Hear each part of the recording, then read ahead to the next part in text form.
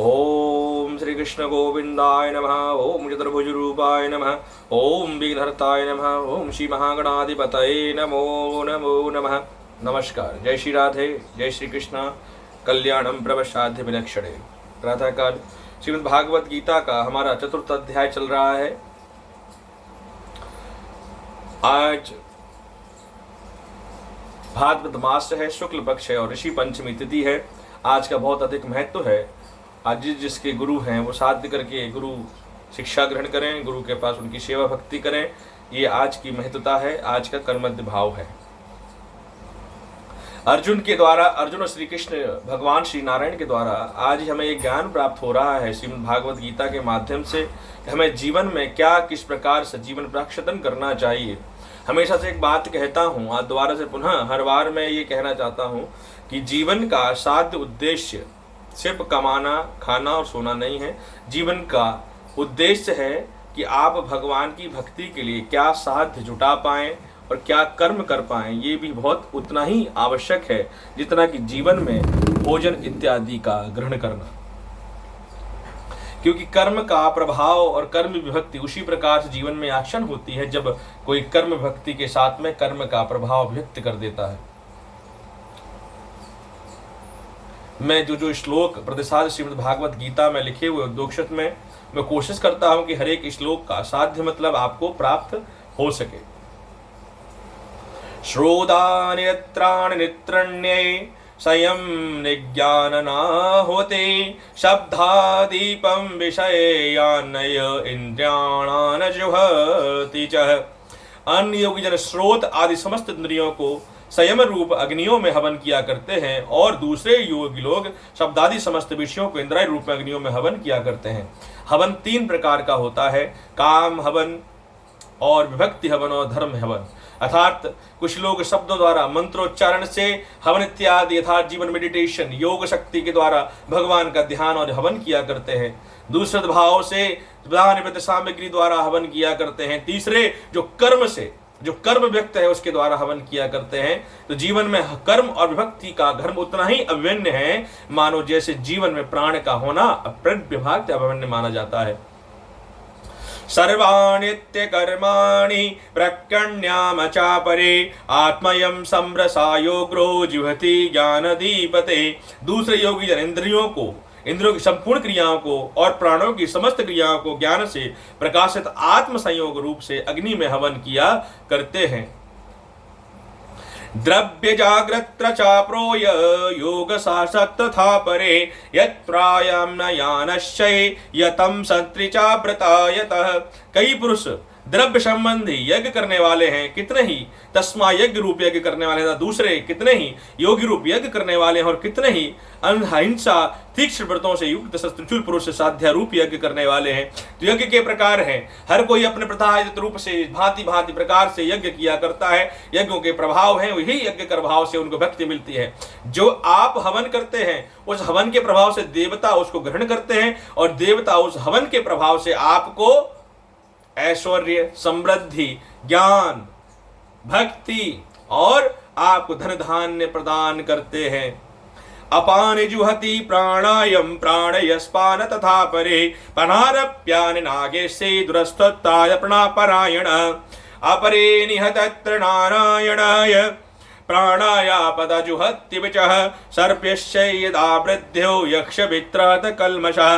दूसरे कितने ही योगी जन अपान वायु में प्राण वायु को हवन किया करते हैं, वैसे योगी जन प्राण वायु में जलवायु को हवन किया करते हैं। अन्य प्राण योगी जन कितने ही निहतम आहार करने वाले प्राणायाम पुरुष प्राण और अपान की गति को रोककर प्राणों के हवनों में हवन किया करते हैं। ये सभी साधक यज्ञों द्वारा पापों का नाश कर देने यज्ञ जाने किया करते हैं।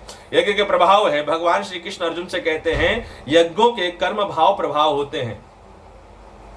हम जो नित्य हवन करते हैं वो एक हवन का प्रकार है, उसको द्रव्य हवन कहा जाता है। उसी प्रकार से जो योगीजन पुरुष हैं, जो भक्तिजन पुरुष हैं, जो भगवान की भक्ति और प्रभाव भक्ति करते हैं, वो हवन करते हैं। कैसे? अपनी सांस प्राणवायु को रोककर नित्य साधना कर कर भगवान का उच्चारण करके नाम के उच्चारण का हवन किया करते हैं प्राणवायु से। वो प्राणवायु हवन है। कुछ आहार को निराहार करके आहार का त्याग कर देते हैं, तो उस प्रकार से निराहार होकर हवन इत्यादि करते हैं। हवन के प्रकार हैं। श्रीमद् भागवत गीता के माध्यम से आप सभी को ये ज्ञान प्राप्त होता है कि हमें क्या जीवन में करना चाहिए, किस प्रकार से करना चाहिए, क्या उचित है क्या अनुचित है। शब्दों का चयन बहुत सोच समझ के करना चाहिए हर किसी को, क्योंकि शब्दों से चयन शयब शब्दम चरणानि वाणी वीणाय विदक्षते वस्त्र सरस्वती रात रूपाय कंठम शाद निवस्तति। अर्थात माता सरस्वती वीणा धारण कर कर हमारे कंठ में विराजमान हो जाती हैं, और हम जो भी शब्दों का प्रयोग करते हैं उससे कृतभाव वृक्षति हो जाती है। इसलिए सोच समझ कर शब्दों का उपयोग करें, शब्दों का चयन सोच समझ करें, शब्दों का वर्णन भी सोच समझ के करना चाहिए। तद्वती प्राणिपातेनं प्रशत्पामसेवय उद्ध्य प्राण ज्ञानायं तष्टभात प्रभेन दर्शनः। उस ज्ञान को तू तत्वदर्शी ज्ञानियों के पास जाकर समझ, भली भांति दंडवत प्रणाम करने से, सेवा करने से, कपट छोड़कर श्रद्धापूर्वक प्रश्न करने से परमात्मा को भली भांति जानने वाले ज्ञानी महात्मा तुझे उस बच्चान ज्ञान को उपदेश कहेंगे।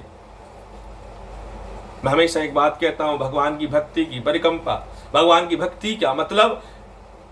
सिर्फ और सिर्फ प्रातः काल में भगवान की पूजा भक्ति नहीं होती। भगवान की भक्ति का मतलब ये होता है, अगर आपके मन में कपट है, दोष है, लोभ है और ईर्ष्या है, मद है, अहंकार है, तो आप भगवान की भक्ति जितनी मर्जी कर लीजिए, भक्ति नहीं कहलाएगी, वो सिर्फ पाखंड कहलाएगा। क्योंकि भगवान की भक्ति करने वाला, जो भगवान की भक्ति करता है और जो भगवान की भक्ति सेवात्र करता है, उसके हृदय में काम, लोभ, मद, अहंकार का कभी वास नहीं हो सकता, कदापि नहीं हो सकता। ये भगवान श्री कृष्ण कहते हैं अर्जुन से कि अर्जुन, अपने कर्मों का ध्यान नित्य कर कर, जो तेरा क्षत्रिय धर्म है उसको निवृत्त कर और उसको अपना संकल्प करके दृढ़ हो जा और उठ कर यज्ञ और युद्ध कर। यज्ञत्वान पुरत्रेमभ्यम यज्ञमास्मि च पांडवः येन भूत्यान शेषण्यभ्यम धर्ममान्नतो मया मया। जिसको जानकर फिर तू इस प्रकार मोह में नहीं प्राप्त होगा। हे अर्जुन, जिस ज्ञान के द्वारा तू संपूर्ण भूतों को निसंदेह भाव से पहले अपने में और पीछे मुझ सच्चिदानंद घन परमात्मा में देखेगा, जिस मनुष्य के मन में काम, लोभ, मद, अहंकार, ईर्ष्या, घृणा नहीं है और सच्चे मन से कंठस्थ होकर अपनी पांचों कामेंद्रियों को, पांचों ज्ञानेंद्रियों को, 11वें मन को स्थिर करके केंद्रित कर चुका है, जब ये मन स्थिर करता भगवान की भक्ति शरण वंदन में लक्षा सच्चिदानंद घन परमात्मा की भक्ति में लग जाता है, तो उसको ज्ञान दिव्य प्राप्त हो जाता है। उसको यह आभास हो जाता है कि जीवन की परम सत्यता क्या है, जीवन का परम सत्य भाग्य क्या है, जीवन की प्रसत्य कर्म नहीं क्या है। जब ये उसको परम सत्य ज्ञान प्राप्त हो जाता है तो वो सर्व कर्म माध्यम में निमित्त होकर भक्ति के मार्ग पर अग्रसर हो जाता है। अपि चेदासि पापेभ्यं सर्वेभ्य पापकृत्तवं सर्वेभ्यं ज्ञानलेपनभ्यं पुनः तत्र शस्यते।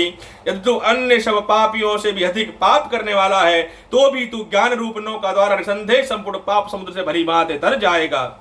भगवान कहते हैं कि मनुष्य जीवन में हे अर्जुन, अगर आपने पूरे जीवन में अपने पाप कर्म किए भी हैं तो जो मैं तेरे मार्ग बता रहा हूं, इस मार्ग पर चलकर तो समस्त पापों से विरक्त होकर, पापों से मुक्त होकर इस भवसागर रूपी नैया से पार हो जाएगा और उस पार पहुंच जाएगा जिस पार में साक्षात रूप परमेश्वर विराजमान है, जिसे तेरे को मोक्ष कहा जाता है।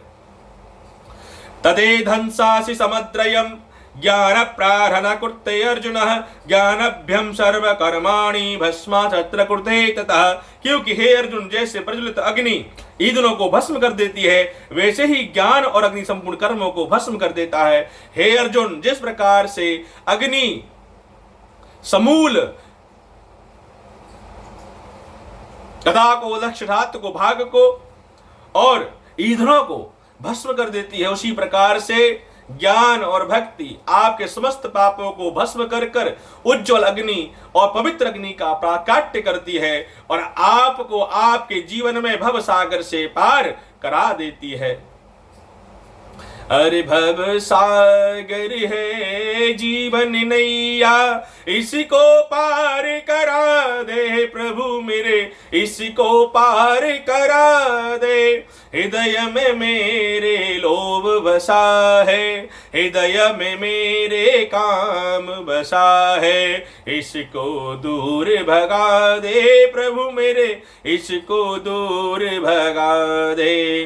निज चरणों की शक्ति ध्याऊं, परिभक्ति से मिला दे कृष्णा, परिभक्ति से मिला दे। चरणों की मैं सेवा निश दिन, भक्ति पार करा दे प्रभु मन, नैया पार करा दे प्रभु, नैया पार करा दे प्रभु मेरी, नैया पार करा दे प्रभु, नैया पार करा दे। भव सागर में गोते खाते, भव सागर में गोते खाते, नैया जीवन पार करा दे प्रभु, जीवन नैया पार करा दे। श्रीमन नैया पार करा दे प्रभु, मन नैया पार करा दे। नाहिं ज्ञाने सदर्शः पवित्रमामि विधत्तते, तस्भ्यं योग संस्राधे कालत्मान विदंतते। इस संसार में ज्ञान के समान पवित्र करने वाला निसंदेह कुछ भी नहीं है। उस ज्ञान को कितने ही काल में कर्मियों के द्वारा शुद्धांतकरण करके मनुष्य अपने आप ही आत्मा में पा लेता है। इसलिए बिना गुरु के ज्ञान नहीं मिलता। गुरुवम ज्ञानम न नास्तत्ति, ज्ञानम गुरु साध्य विलक्षते, ज्ञानम गुरु साध्य कर्माणि, गुरु साध्यम विलक्षतव्यम समोप्रभे। अर्थात बिना गुरु ज्ञान प्राप्त नहीं हो सकता, और गुरु के बिना सानिध्य प्राप्त नहीं हो सकता, और बिना गुरु के आपको मोक्ष प्राप्त नहीं हो सकता, आपके जीवन का तारण नहीं हो सकता, आपके जीवन की पद्धति नहीं हो सकती। तो जिसके जीवन में गुरु नहीं है उसको अपने जीवन में गुरु बना लेना चाहिए। ये परम सत्य है। जो जीवन रूपी नैया है भव सागर में डोले खा रही है, अगर इस जीवन रूपी नैया को भव सागर से पार कराना है तो आपको मन से अपने इंद्रियों को बस में कर कर, काम लोभ मद अहंकार ईर्ष्या घृणा का त्याग कर कर, मन में प्रेम और स्नेह का आगमन विद्युत करना पड़ेगा, स्थान देना पड़ेगा। तभी आपके हृदय भगवान का आगमन और भगवान का वास हो पाएगा। श्रद्धा बलवत्ते ज्ञानम तत्प्रम सतेन्द्रियम, ज्ञानम लब्धता परम शांति वृक्षान दक्षति। जितेंद्र श्रद्धा परायण श्रद्धावान मनुष्य ज्ञान को प्राप्त होता है, तथा ज्ञान को प्राप्त होकर वह बिना विलंब के तत्काल भगवत प्रतिरूप को परम शांति को प्राप्त होता है। जिसके हृदय में काम लोभ मद का परित्याग हो गया हो, और जो भक्ति के मार्ग पर चल रहा हो, और जो परम सत्य को जान चुका है, वो परम सत्य जीवन रूपी नैया से पार होकर भव सागर पार कर कर परम धाम को चला जाता है, और जीवन रूपी नैया से तर जाता है, उसको मोक्ष प्राप्त हो जाता है। अदक्षान तद्रगान स्वयं संसत्प्राम विनश्यते, नायं लोकास्मना पारम सुखम सात्रचात्मनः। विवेकहीन श्रद्धा रहित संयुक्त युक्त मनुष्य परमार्थ से मनुष्य अदृष्ट भ्रष्ट हो जाते हैं। ऐसे संयुक्त मनुष्य के लिए यह लोक और न परलोक ही सुख ही देने वाला है। जो मनुष्य सिर्फ और सिर्फ खाने में, सोने में और दूसरे की तृष्णा करने में, दूसरे का व्यय करने के लिए दूसरे का धन जागृत करने में लगे रहते हैं, ऐसे मनुष्यों का इस लोक तो छोड़ो किसी भी लोक में कोई स्थान प्राप्त नहीं हो सकता। वो इस आवागमन के बंधन में फंसे रहते हैं। आज मनुष्य जीवन प्राप्त हुआ है, मनुष्य जीवन का मतलब उनको समझ में नहीं आता है, और अगले जन्म में कीट पतंगे कीटाणु बनकर इस आवागमन के चक्कर में फंसे रहते हैं, और ऐसे ही जीवन चक्र में फंसते रहते हैं, फंसे रहते हैं। मनुष्यस्य जीवनम परम धाय पर साध्यम विलक्षणे, रूपम कर्माद्य साधके पद साध्यम शुभो प्रभे। अर्थात जो मनुष्य जीवन को परसाध्य करके पर आनंद कर कर जीवन को आनंदमय नहीं कर पाते, जो इस मनुष्य देह को प्राप्त कर कर परमात्मा से मिलन नहीं कर पाते, वो लोग इस आवागमन के चक्कर में फंसे रहते हैं। योग शस्त्राणि कर्माण्यभ्यम ज्ञान शस्त्रेत संशयम अप्रमाण कर्माणि निबद्धन्ति धनंजय। हे धनंजय, जिसने कर्म योग की विधि से समस्त कर्मों का परमात्मा में अर्पण कर दिया है और जिसने विवेक द्वारा समस्त संशयों का नाश कर दिया है, ऐसे बस में किए हुए अंतःकरण वाले पुरुष कर्म को नहीं बनते, ऐसे पुरुष कर्मों में कदापि नहीं बनते। जो जीवन के परम सत्य को समझ चुके हैं, जो समझ चुके हैं कि मुझे भगवान ने बड़े कर्म द्वारा, मेरे पूर्व जन्म परम कर्म द्वारा मुझे भगवान ने मुझे मनुष्य देह प्राप्त प्रदान की है और मेरा कर्तव्य बनता है कि जो मनुष्य देह में जो जीवात्मा है उस आत्मा को परमात्मा से मिलाने का, साथ जुटाने का इस शरीर का दायित्व बनता है। इसलिए उसके मन में जब ये समाप्त प्रतिरूप प्राप्ति हो जाती है तो कर्म बंधन में वो कभी भी नहीं बनता। तस्तज्ञान संभूतम हस्तयम ज्ञानतात्मनः निषत्रेण संशयम योगस्ते प्रतभाब्ज भारतः। इसलिए हे भरतवंशी अर्जुन, तू हृदय में स्थित इस तत्वगत ज्ञान अपने संशय का विवेक ज्ञान रूप से द्वार से अपने संशय का, अपने भ्रम का इस ज्ञान से छेदन कर दे, इस ज्ञान से उसको भस्म कर दे और अपने कर्तव्य का निर्वहन कर उठ जा, खड़ा हो जा और अपने क्षत्रिय धर्म का पालन कर। ओम तद्दे श्रीमद्भागवत गीताय उपनिषत्सु ब्रह्म विद्याय योग शास्त्र श्री कृष्ण संवादे कर्म कर्मान संयोगो नामम चतुरोध्याय संपूर्णम। इस प्रकार श्रीमद्भागवत गीता का हमारा चतुर्थ अध्याय पूर्ण होता है। ये जीवन रूपी नैया है। जो लोग इस जीवन के तत्व को समझ जाते हैं वो साधु कहलाते हैं, सन्यासी कहलाते हैं, क्योंकि जीवन का परम सत्य सिर्फ एक ही है कि भगवान ने आपके ऊपर बहुत बड़ी अनुकंपा की है, आपको बहुत बड़ी कृपा की है, जिसके द्वारा आपको जीवन मनुष्य देह प्राप्त हुई है। और जीवन में लोग काम, लोभ, मद, अहंकार, घृणा, ईर्ष्या में जागृत होकर इस मनुष्य देह का लाभ भूल जाते हैं और मनुष्य देह को खाना सोना उठना, खाना सोना उठना, इसमें इस जीवन चक्र को व्यतीत कर देते हैं। और पाछे पछतात होत क्या, जब चिड़िया चुन गई खेत। जब जैसे वृद्ध अवस्था आती है वैसे ही पुत्र मेरी आज्ञा का पालन नहीं करता, पुत्र मेरा आदर सत्कार नहीं करता, संतान मेरी बात नहीं मानती है। अरे जीवन में जब तुमने अपने पुत्रों को, अपने संतान को अच्छे संस्कार नहीं दिए तो वो आपको, वो संस्कारों के बदले आपको और क्या ही दे सकता है। इसलिए हम सभी को चाहिए कि बच्चों को अच्छे संस्कार दें, अच्छे ग्रंथों के अध्ययनों के बारे में उनको बताएं, गुरु शिक्षा प्रदान करें, गुरु की संगति में बिठाएं, श्रीमद् भागवत कथा, श्रीमद् भागवत गीता, इन सब के उपनिषदों ग्रंथों का अध्ययन करें और सत्संग में अपनी गुरु प्रसाद में निमित्त होकर गुरु शिक्षा प्रदान करें। यही जीवन का परम सत्य है। जब जागो तभी सवेरा, जब आप जागो तभी सवेरा। लोग भ्रमित हो जाते हैं, लोग कहते हैं आज मैं ये जगराता करा रहा हूं, आज मैं ये भंडारा करा रहा हूं। लोग मतलब नहीं समझते। आरती में लिखा हुआ है तेरा तुझको अर्पण क्या लागे मेरा। ये मेरे पास कुछ नहीं है, मेरे पास तो मेरी आत्मा भी मेरी नहीं है, वो परमात्मा की दी हुई है। मेरा शरीर नहीं है जो परमात्मा का दिया हुआ है। जब सब कुछ परमात्मा का है तो मैं परमात्मा को क्या दे सकता हूं। अगर आपको कुछ परमात्मा को अर्पण करना है तो आप भगवान को अर्पण करो अपना काम, अपना लोभ, अपना मद, अपना अहंकार, ईर्ष्या, घृणा, ये भगवान को अर्पण करो।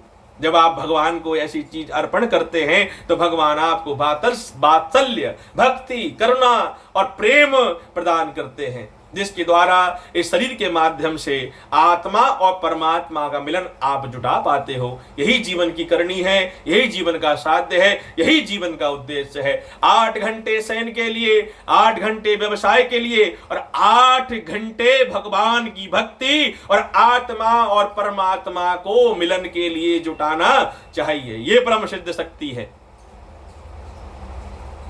जीवन का परम कर्तव्य यही है।